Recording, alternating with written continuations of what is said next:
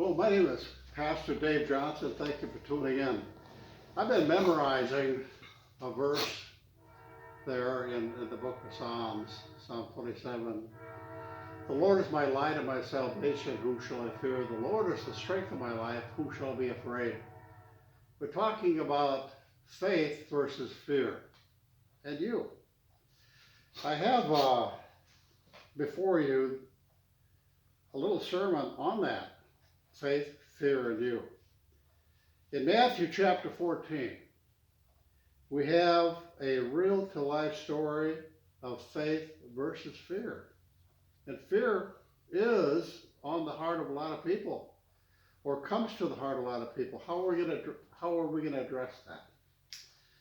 Well, there's a narrative unfolding in the life of Apostle Peter, who is so much like the Christian found in you. Peter was in a ship with the other disciples, and that vessel was in a storm-tossed sea. And that is so representative of life. The Bible tells us that there were some furious waves and some contrary winds during, and if I can quote this, they're assigned by the Savior mission. God told them, get in the boat, go to the other side. Sort of like life. We're in the boat, we're going through to the other side. Well, that sailing venture was pretty contrary, and sometimes our life is like that. Contrary as in, man, it's aiming right at me. It's against me. It's an adversary. Well, there's a lot of things in life that have that type of wind and that type of wave. Those winds and waves were so powerful in intensity that their ship was tossed. And that word tossed, if you take a look at that, it deals with vexation. It deals with distress. It even goes to the possibility of grievous pain.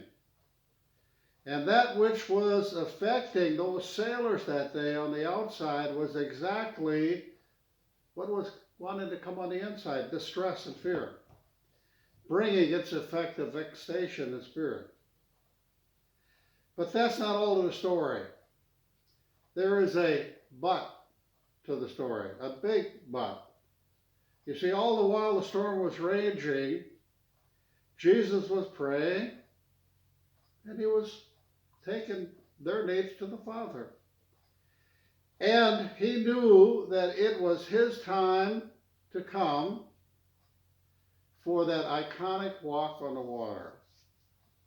It was perfect timing, especially when it was time for his disciples to receive a crash course on faith.